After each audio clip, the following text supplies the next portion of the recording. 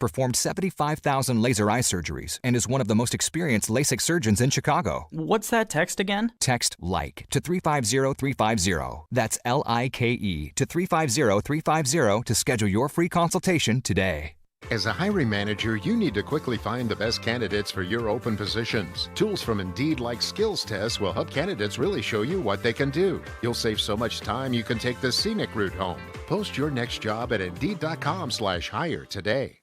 Listen to AM 560, The Answer, online at 560theanswer.com, on the AM 560 mobile app, and your Alexa-powered smart speaker, on TuneIn, iHeart, and radio.com. 7:07 in the Team Hochberg Traffic Center. And in for Jim, here's Jeremy Scott. Crash from River North Orleans in Ontario, in Addison, Fullerton by Villa, and also 53 in St. Charles and Lombard. Kennedy inbound, tight Cumberland to Lawrence, 24 from O'Hare. Outbound, you're seeing delays from Montrose to Harlem, 90 to Manheim. It's 25 out to the airport. Eisenhower inbound, still California on in, 30 in from Route 390. Outbound, sluggish to Wolf with an earlier crash, 28 out to Wolf, 40 out to 390. Stevenson inbound, tight from Central to Kedzie, then again Damon to the inbound Dan Ryan ramp. It's 33 in from 355, 24 in from the Tri-State. Dan Ryan inbound slow from the Stevenson to the Burn interchange, 20 minutes, 95th into downtown. Rest of your Southside Expressway is looking good. Also looking at 355 northbound, the only tollway delay we're seeing, heavy from Butterfield to St. Charles, all due to a crash. That's traffic. I'm Jeremy Scott on AM 560. The Answer. Chicago's Morning Answer continues next. In our 1-hour heating and air conditioning weather center, we'll have clouds, occasional rain by the afternoon, a high near 40, 34 at O'Hare. Next news at 7:30. Chicago's Morning Answer with Dan and Amy continues next on AM 560, The Answer. Don't miss the Ruger event at Shoot Point Blank, now through February 23rd. Save on all Ruger firearms, including the Ruger SR9C 9mm, starting at $279.99. Shop the Ruger event, in-store or online at shootpointblank.com. This is Chicago's Morning Answer with Dan Proft and Amy Jacobson on AM 560, The Answer.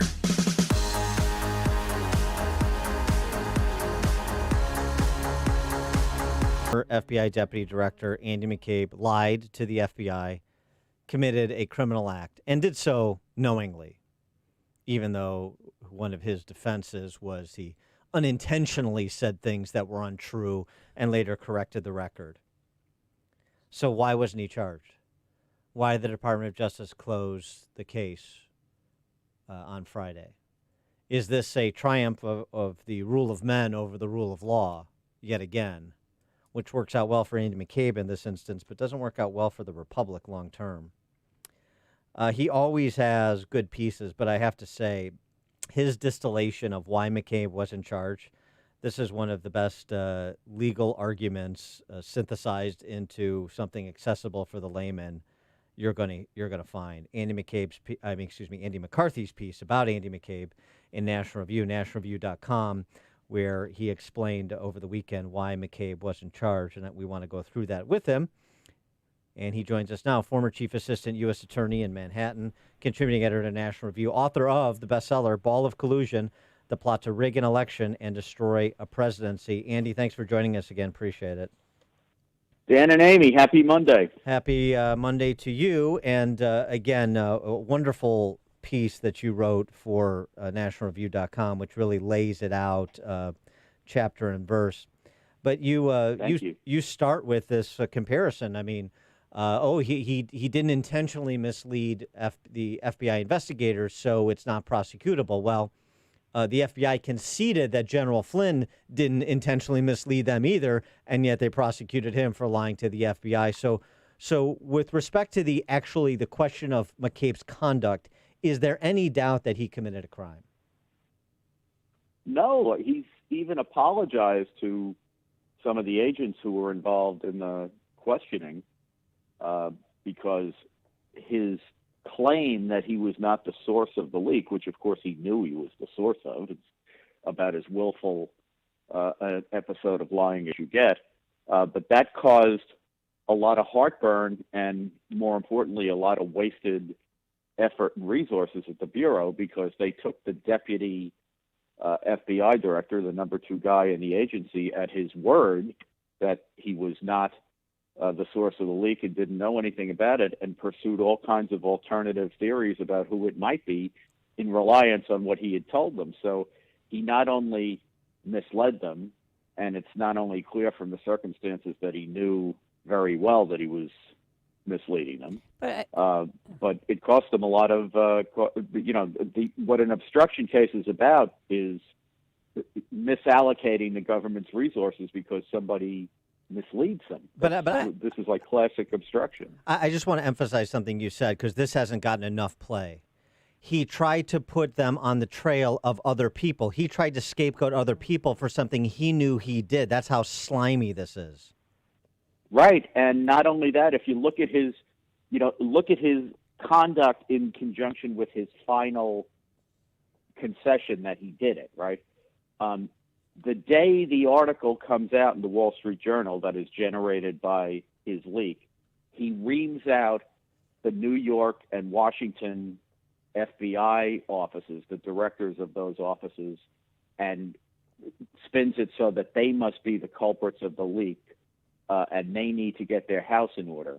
And then he says, at about the same time, this is his final version of events, he freely told Jim Comey, who was then the FBI director, that he himself personally was the source of the leak, and Comey thought it was a good idea. So at the same time that he's reaming out the New York and Washington offices for being the source of the leak, which he knows he is supposedly also telling Comey that he himself, McCabe, is the source of the leak, which, of course, the Inspector General points out that in both instances, his explanations were demonstrably false. But, putting aside the fact that in each individual instance what he said was demonstrably false, if you hold up his story, it doesn't even, you can't even coherently put it together. It was so riven with lies. So he got preferential treatment. I mean, look at George Papadopoulos, and you pointed this out in your article that he was convicted of making a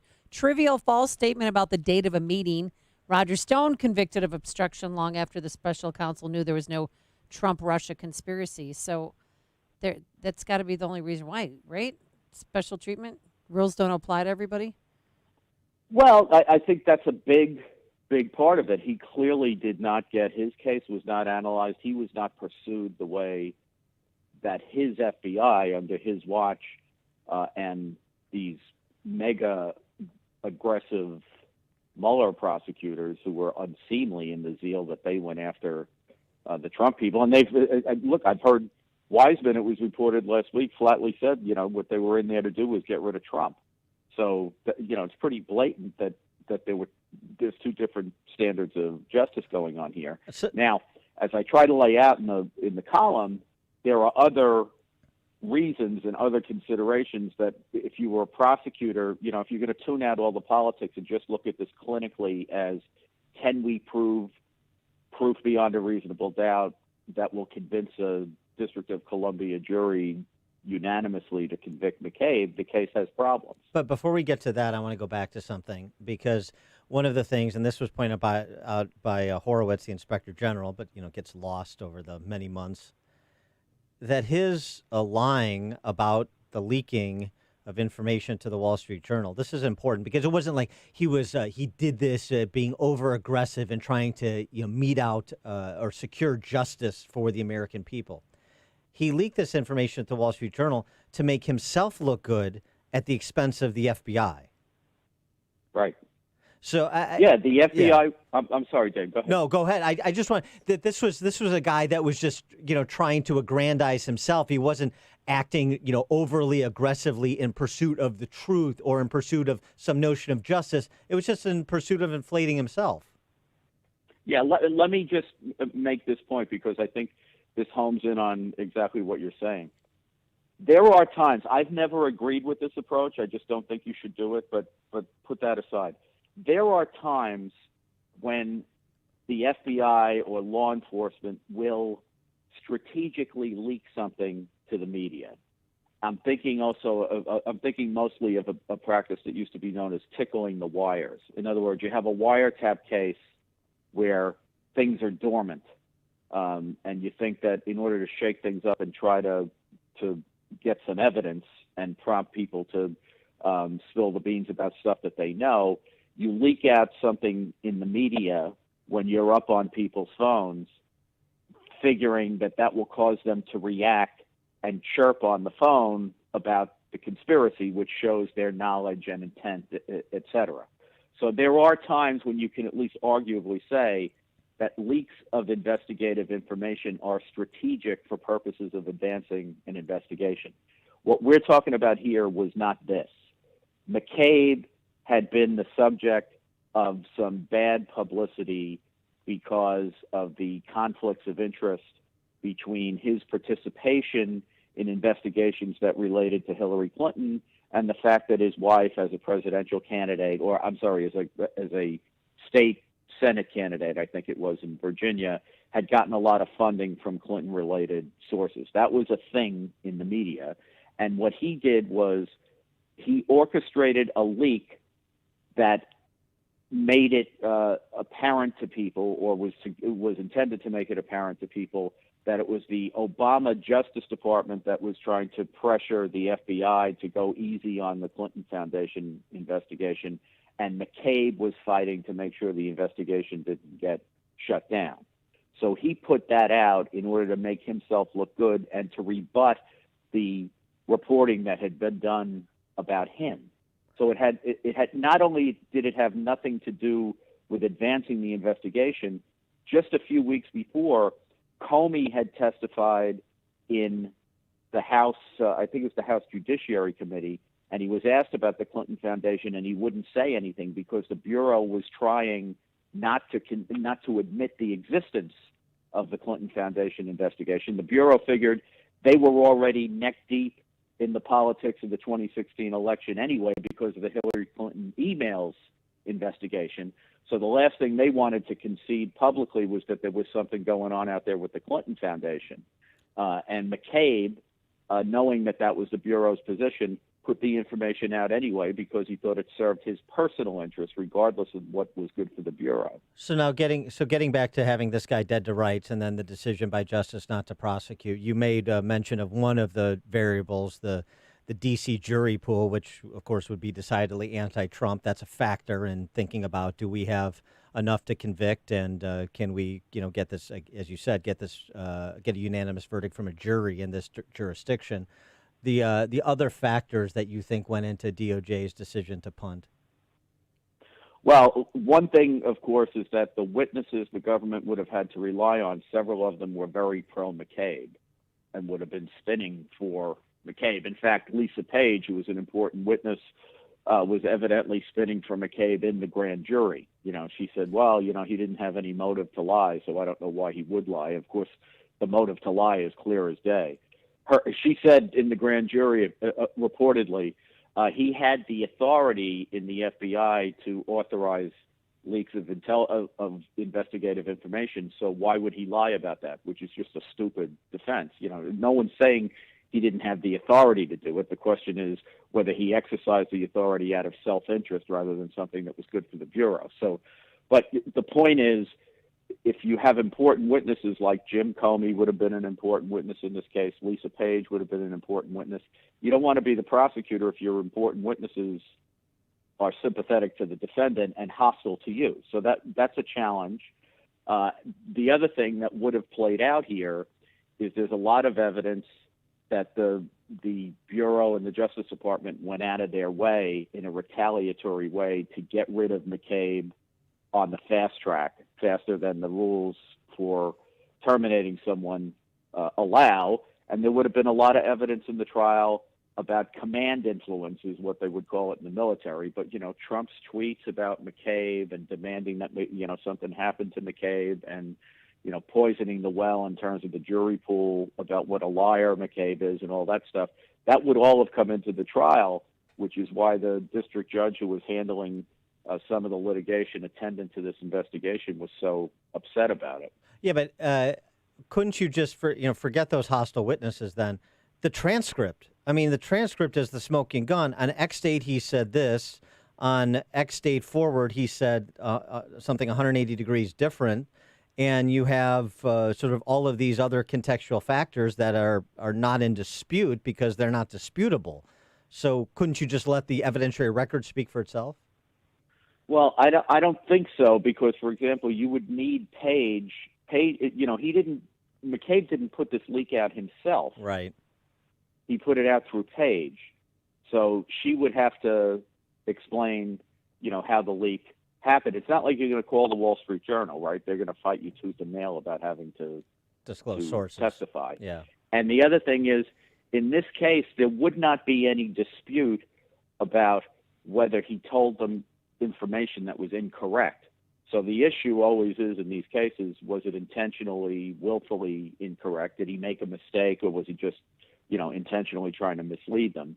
And that's the kind of thing, when it's going to somebody's state of mind, that kind of testimony is pretty common. And particularly, I don't see how you would, if you were going to pursue his lies to Comey, which seemed to me to be pretty important to the case, I don't see how you do that without calling Comey, because none of that stuff was in transcripts. You gotta have testimony about that. Well, is McCabe out of the woods yet? Does he face? No. Well, he's as far as we know, John Durham, the U.S. Attorney in Connecticut, is looking at the origins of the Trump-Russia investigation and how it was conducted. McCabe was key to the FBI's end of conducting it. But I would be surprised, Amy, because I assume that since that's a criminal investigation, they're doing it on some kind of civil rights theory, which is a very tough theory to make a case on like this. Whereas this particular thing, this false statements case, that looks pretty cut and dried to me. So I'd be a little bit surprised if they decided to take a shot at him over something that was, inherently difficult to prove, when you had pretty black and white false statements here, and they didn't take a shot at him. Meanwhile, rather than the attention being on this curious decision by Justice, it's on this letter that was released yesterday urging Attorney General Barr to resign over his handling of the Roger Stone case. More than 1,100 former Justice Department employees signing this letter. I'd love to do a background check on their voting history. What, if anything, do you make of this tempest that the D.C. press corps is trying to get out of the teapot on Barr? Yeah, I'm like, who cares about it? First of all, Okay, 1,100. The number sounds impressive, but it's like 0.001% of people who are current and former, law enforcement officers with the Justice Department. You could instantly get 1,100 who could sign a letter for Barr today if they decided to play that game. But do you get up in the morning and say, "Gee, 1,100 Democratic activists disagree with me. I better change my mind"? I don't think Bill Barr is going to do that. That about sums it up. He's Andy McCarthy, former Chief Assistant U.S. Attorney, contributing editor at Nash Review, author of the bestseller Ball of Collusion: The Plot to Rig an Election and Destroy a Presidency. And I tweeted out his very, very good piece on why Andy McCabe was in charge. If you want to understand it, read that piece. Andy, thanks for joining us. Appreciate it. Thanks so much. Have a great week. You too. And he joined us on our turnkey.pro answer line. Connect with Dan and Amy on the AM 560 The Answer mobile app. Just text the word app to 64636 to download the app today.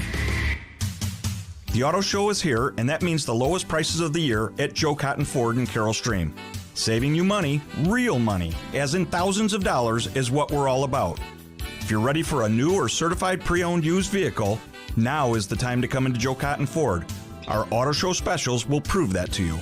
Like 0% for 66 months on select 2020 Explorers plus $4,500 rebate. Or 0% for 72 months on 2019 F-150s. Or 0% for 66 months on 2020 Escapes plus $2,500 rebate. Come see why we're Chicagoland's best Ford buying experience.